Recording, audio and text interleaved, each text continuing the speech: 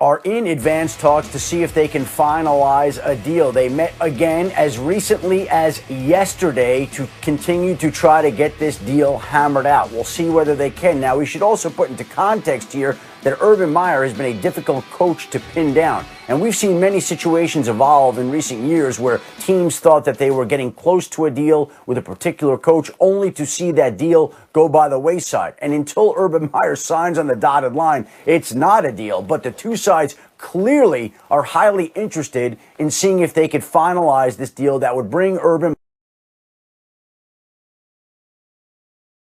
Meyer to Jacksonville, to what is right now the most attractive job opening in the NFL. And it's attractive because the Jacksonville Jaguars have the #1 overall pick. They have 11 upcoming picks in the upcoming draft. They have over $100 million in salary cap space. They are in a no-tax state, which would be an enticement to all free agents. And so there could not be a better opportunity for Urban Meyer. At the same time, the Jaguars owner, Shad Khan, has been going through his process. And while everybody's thinking that Urban Meyer has been the one guy that they've been focused on, the Jaguars have gone about and done other interviews as well, notably Arthur Smith, the Titans offensive coordinator, on Sunday night, and other candidates as well. And I think Shad Khan, as a minority, wants to be entirely respectful of the process and has been.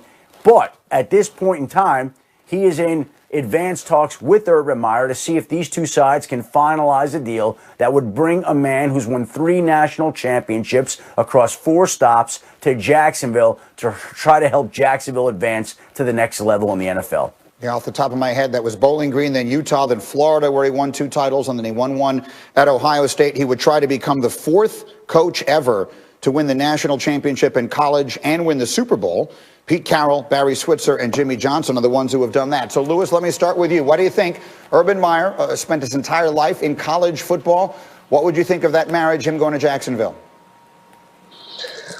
Well, obviously, if you're going to make the jump from college to the pros, you want it to be a situation where you have a lot of capital at your disposal, whether it be from a salary cap perspective or a draft perspective, to really acquire as much talent as you possibly can. Because when you're someone who is a college coach, you're used to being able to control really the personnel on your football team largely, by your own doing, meaning this: you can go out, as long as you are a great recruiter, you can go out and sell players on your program. You can get as many quote-unquote first-round prospects as you want if you have the facilities and you have the kind of program that players are attracted to.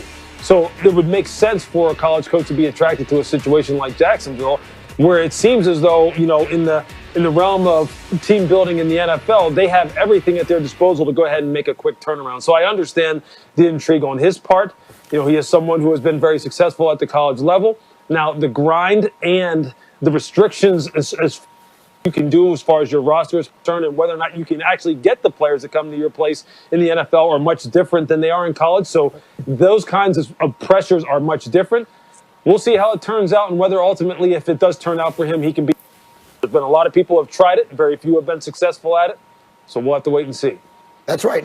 Nick, I will come to you on that thought. The overwhelming majority of college coaches with no pro experience who've gone to the NFL have not succeeded. I just read you the ones who succeeded at the very highest level. What would be your biggest concerns about Meyer not having the NFL experience?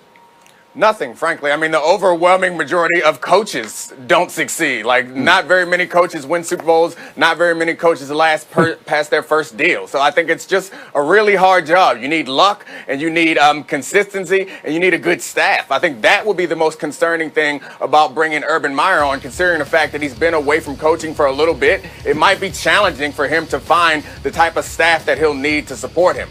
But I think all the things that you said were true, and starting even with what Adam said about being successful across 4 stops, that was really, really impressive, and one of the reasons why he's one of the best coaches in the history of college football. But he went across 4 stops in part because that's who Urban Meyer is, kind of like Larry Brown in basketball. It feels like you want a long-term commitment from a guy like Urban Meyer, and for whatever reason, he hasn't been able to do that at 2 the stops. I understand not sticking around at Utah or Bowling Green, but Florida and Ohio State are programs that they're kind of last place destination stops for a lot of college coaches. So I'd be interested to see that him being 1.5 miles from Gainesville, if he's going to end up staying in Jacksonville for a long time. If he does, I foresee him being successful. Yeah, but Florida, let me just say this. Go ahead, Schefter. There could not be a better situation for him to step into if he decides he wants to fully make the jump right now. This is the one that if he's going to take it, he's going to take it now. And what he struggled with at the college level, I believe, was that when he lost a game in a college football season, their season essentially was shot in terms of winning a national championship. There are not too many teams that lose a game in college football and go on to win the national championship. So at the NFL, he could lose a little bit more, and it wouldn't drive him as crazy as it did in the college level. So maybe there's some flexibility there, but there could not be a more attractive opening position for him to jump to if he was ever going to make that jump. And yes, he's begun assembling a staff, and he's bringing along some trusted assistants if he makes that jump. But he's preparing right now as if he would go, and we'll see whether he finally takes that last step to doing it. And you just described the situation where you could really he could mold the team in so many ways, like clay into a sculpture, because he has so much flexibility there with cap and et cetera. Damian Woody, what are your thoughts? Well, I think listen, I like the move, actually, for a couple of reasons. Number one, Urban Meyer, everywhere he's been, he's built the culture. He's been a proven winner. I mean, we talked about it, whether it's Bowling Green, Utah, Florida, Ohio State. He's built the culture that's had those programs in winning positions. That's number one. And then number two, the fact that he's a college coach, he's been, obviously been close to the game. He continues to be close to the game. He knows these college players. And so when it comes to, the draft and having maybe some familiarity with these guys, that maybe might give him a leg up in the whole process. Now he has to build out a staff around him that'll help him out with the process. But I think, when you look at the Jacksonville Jaguars situation, having a clean slate with all those assets,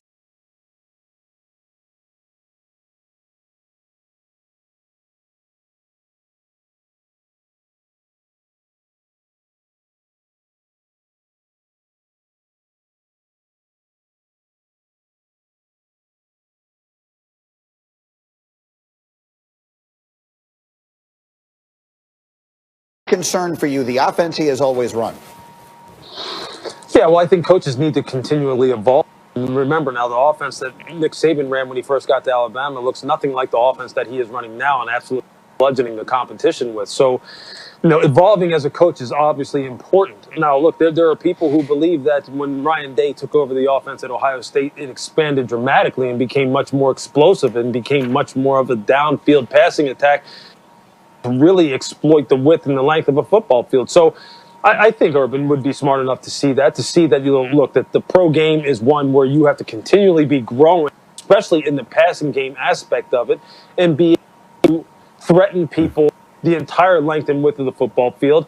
And I'm sure that's something that he's thought about. And again, when you're talking about staff construction, I think that's something that a staff could help him with as far as understanding how you attack defenses in the NFL and what in their roles. I want to take a moment to tell Bears fans, we understand your frustration. We're frustrated too. The decisions we're announcing today may not be the easiest or most popular, but we believe they're the best decisions for the Bears. D. Wood? Trying to read the look on your face. Go ahead, big fella.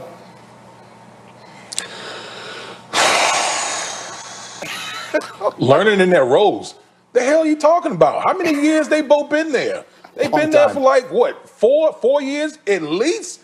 I mean, the Bears must love living in mediocrity. That's what it seems like to me, because both those guys, Ryan Pace and Matt Nagy, hasn't gotten the quarterback situation figured out. You go out and you draft Mitchell Trubisky over Deshaun Watson and Patrick Mahomes. That's always going to be in infamy in Chicago. Then once that wasn't work out, then you bring in Nick Foles thinking that he was going to, run to the aid and be this big hero in Chicago. That didn't work. Okay, so you've had a couple bites at the apple trying to solve the quarterback position, and it just hasn't worked out at all. I don't know how many people get a couple bites at the quarterback position and still keep their jobs. It just doesn't make any sense to me. I've covered the sport a long time, Dominique, and I've never heard anyone say they were impressed with the coach when he lost 6 consecutive games. That's not something I can. At first, Go ahead. at first listen, it sounds absurd, and I wish someone would have asked some follow-up questions to ask him specifically what he's talking about. But during a losing streak is when you really find out about people. So I don't think it's as absurd as it sounds, and I think sticking with them